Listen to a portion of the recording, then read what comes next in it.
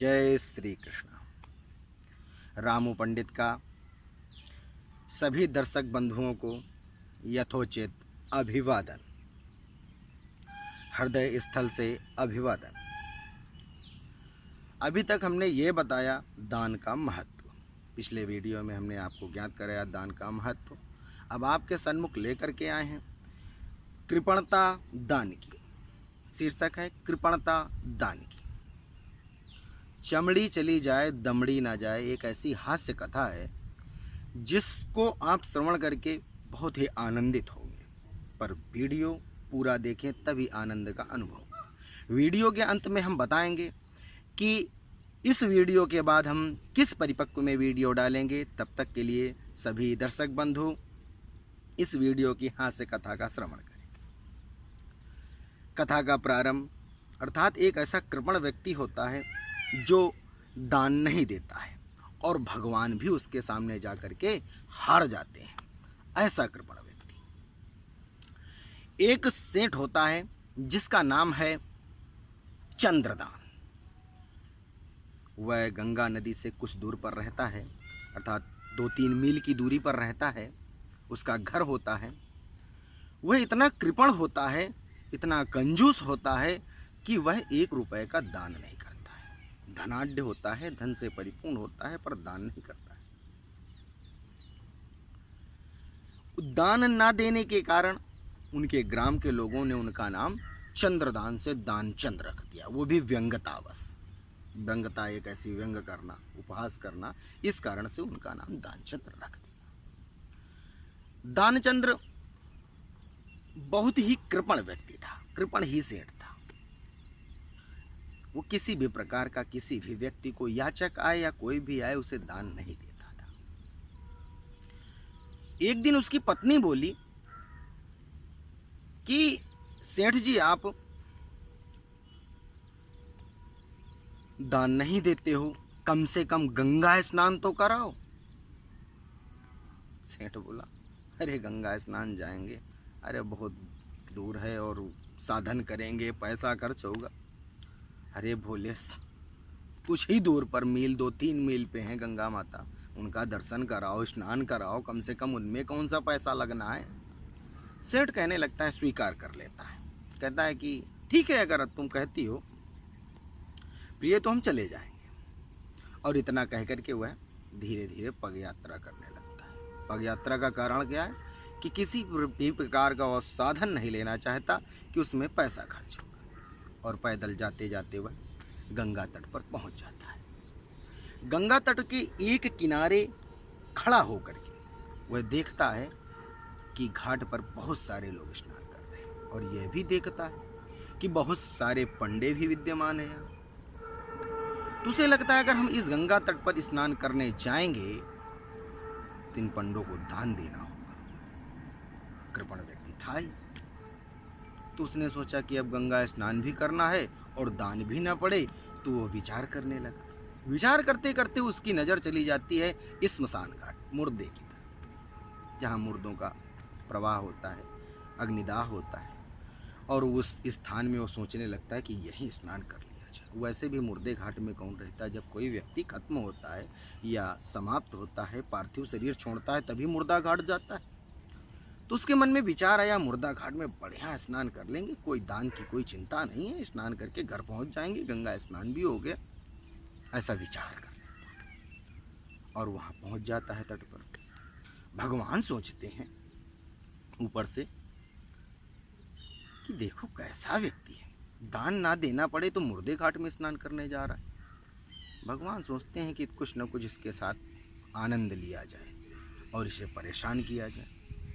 तो गंगा स्नान करने के लिए जैसे ही डुबकी लगाता है तो भगवान एक पंडे का रूप धारण कर लेते हैं और वही गंगा तट पर मुर्दे घाट पर पहुंच जाते हैं।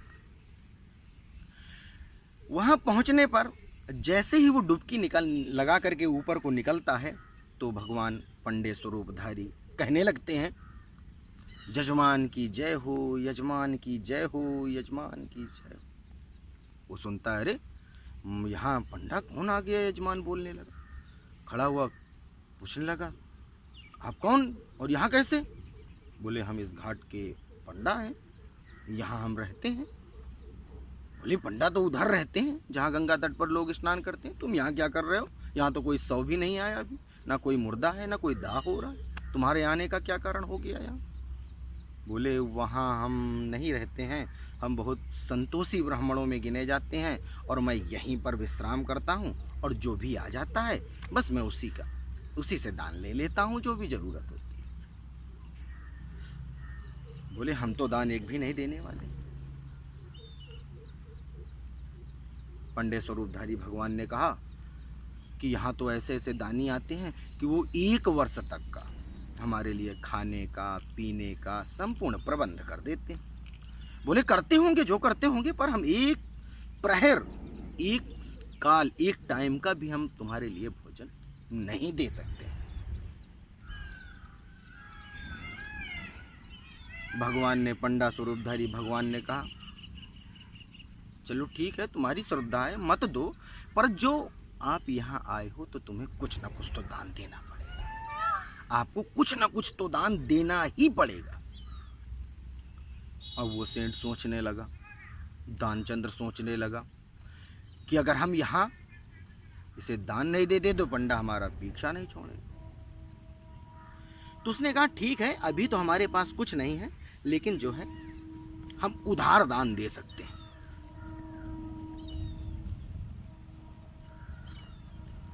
पंडे ने कहा ठीक है, उधार दे दो, हम संकल्प बोल देंगे, जितना तुम्हें देना हो हमें बता दो, उसी हिसाब से संकल्प बोल देंगे। दानचंद्र ने कहा मैं आपको 1 धेला ही दान करूंगा। अब 1 धेला किसे कहते हैं ये हम स्क्रीन पे बता रहे हैं, उस पर एक फोटो आएगी, उस पर देख लेना 1 धेला की माप क्या है। तो उस दानचंद्र ने कहा कि हम 1 धेला ही आपको दान दे सकते हैं, वो भी उधार। भगवान ने, पंडा स्वरूपधारी भगवान ने तुरंत संकल्प बोल दिया और 1 धेले का दान ले लिया। बोले उधार है, जब उधार आना ले जाओ। अब वह दानचंद्र इस झंझट से मुक्त होकर के निकल गया। बोले बात के देखा जाएगा क्या होगा क्या नहीं होगा। वो वहाँ से निकल गया, अपने घर पहुँचा, पैदल गया, पैदल आया, थक गया। थकने के बाद वो अपने घर गया, घर जा कर के विश्राम किया। विश्राम करने के बाद भोजन खाया। भोजन करने के बाद विश्राम करने पुनः जा ही रहा था, कितने में दरवाजे के पास से, अर्थात पट के पास से एक आवाज़ आती है खटखटाने की। अपनी पत्नी से कहता है देखो दरवाजे के पास कौन आया है, देख कर आओ। उस सेठ दानचंद की पत्नी दरवाजे पर जाती हैं और देखती हैं कि यहाँ कोई ब्राह्मण आया हुआ है। पूछती हैं आप कहाँ से आए हो?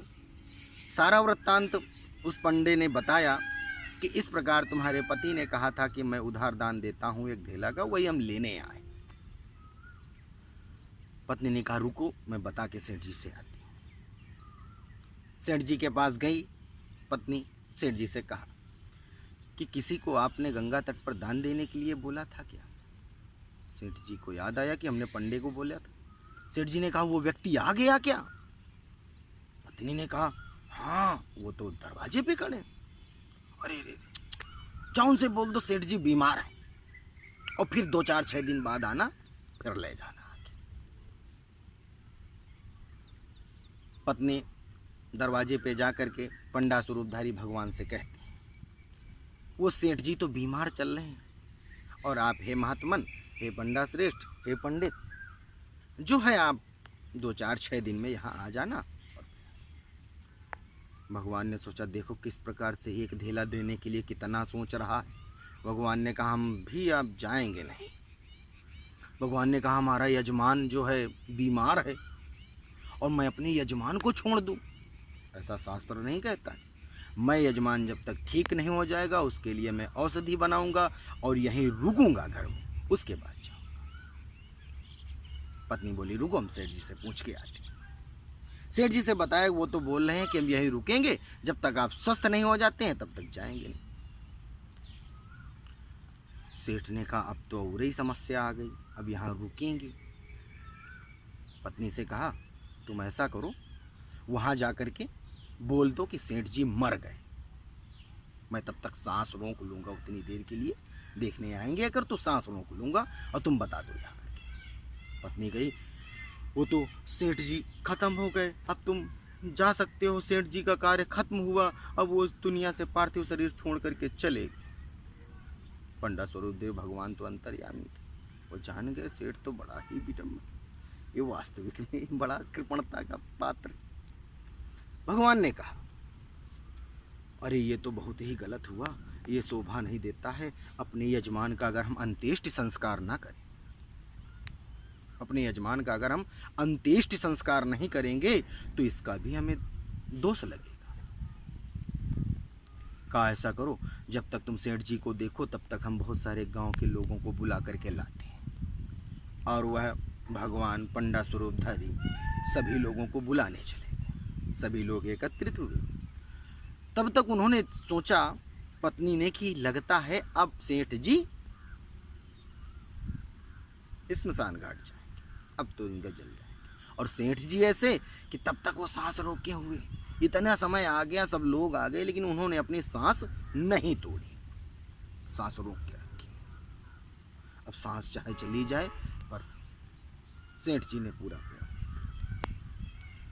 लोग आने पर उनकी पत्नी को बड़ा दुख हुआ सेठ की। उन्होंने कहा, हमारे सेठ जी खत्म नहीं हुए, आप लोग चिंता न करें, हम ऐसे ही हैं। पर सेठ जी कहाँ सांस निकालने वाले थे, अभी जीवित है हमारे सेठ जी, हम जिंदा हैं हमारे सेठ जी, हम इनको नहीं मरने देंगे, ये है वो है, जो भी अपना होना रो रो के बिलाप करके कहने लगे। लोगों ने कहा, देखो इसकी मति खराब हो गई है, इतना प्रेम था, सेठ जी तो गुजर गए और ये अब भी देखो स्नेहवश कहती है अभी मरे नहीं। सबने बढ़िया बांस लाए और पूरा बनवा करके उनको बांधा और बांध करके ले जाने लगे गंगा तट में। गंगा तट पे पहुंचे, तब भी पत्नी साथ में लिपटी हुई चली गई। भाई उन्हें तो पता था कि सेठ जी नहीं मरे हुए, तो वहां पहुंच चिल्लाती रही, कोई भी उनकी बात नहीं सुनी। चिता पर लिटा दिया गया। तब भी भगवान सोचने के देखो कितना कृपण व्यक्ति है कि चिता पर भी लेट गया, तब भी सांस लेने के लिए तैयार नहीं। तब भगवान को अंततोगत्वा कहना पड़ा कि रुको, ये हमारे यजमान हैं, अभी आप लोग अग्नि ना लगाएं, दाह संस्कार ना करें, इनके कान के पास जाकर के हम कुछ मंत्र बोलना चाहते हैं। सबने कहा, ठीक है, आप पुरोहित हैं, आप पंडा हैं, आप कह सकते हो। गए और कान पे कहा कि हे सेठ, तुम जीत गए, हम हार गए, हम वैकुंठ धाम से आए हैं, बताओ हम तुम पर प्रसन्न हैं और हम भगवान हैं, जो मांगना चाहो। दानचंद्र ने सोचा भगवान आए हुए, तो उसने सोचा कि कुछ मांगे। तो जैसे ही नेत्र खोला तो पंडा दिखाई पड़ा वही। फिर उसने आंखें बंद कर ली कि अरे अरे अरे। फिर भगवान ने जब आंखें बंद कर ली तो भगवान ने फिर से कहा कि कुछ मांगना चाहो मांगो। तो आंखें बंद करते हुए उसने कहा कि प्रभु, अगर आप हम पर प्रसन्न हैं तो जो हमने एक धेला दान देने के लिए कहा था इस पंडे को, इस पंडे को हमें दान न देना पड़े और ये पंडा चला जाए। भगवान मुस्कुराए और भगवान ने कहा तथास्तु, और ऐसा करके भगवान अंतर्ध्यान। अब दानचंद्र वहां से देखा कि नहीं है तो छटाछट खड़ा हुआ चिताग्नि से। सब डर गए, सब भगे। गांव वाले से बताया उसने कि ऐसा ऐसा पंडा हमको परेशान करें। सबने कहा, अरे सेठ जी, तुम एक ढेला के लिए इस स्थिति में चले गए। उनका सभी ने उपहास किया। तो अर्थात चमड़ी चली जाए पर दमड़ी ना जाए। इस कथा का सार ये है कि आप लोग इतने भी कृपण ना बने कभी कि आपको जीवन का भी त्याग करना पड़ जाए, ऐसी स्थितियों में आना पड़ जाए। इसके बाद जो हम कथा का प्रसंग डालेंगे, ये तो हास्य कथा है आपको आनंदित करने के लिए। आनंद के बाद आपको हम कथा केदारनाथ एवं पशुपतिनाथ के उत्पत्ति का कारण बताएंगे। उत्पत्ति कैसे हुई वह बताएंगे और किस प्रकार, किस स्वरूप में वह स्थापित है, यह हम अगले वीडियो में बताएंगे। तब तक सभी सज्जन बंधुओं को सादर नमस्कार, सादर प्रणाम।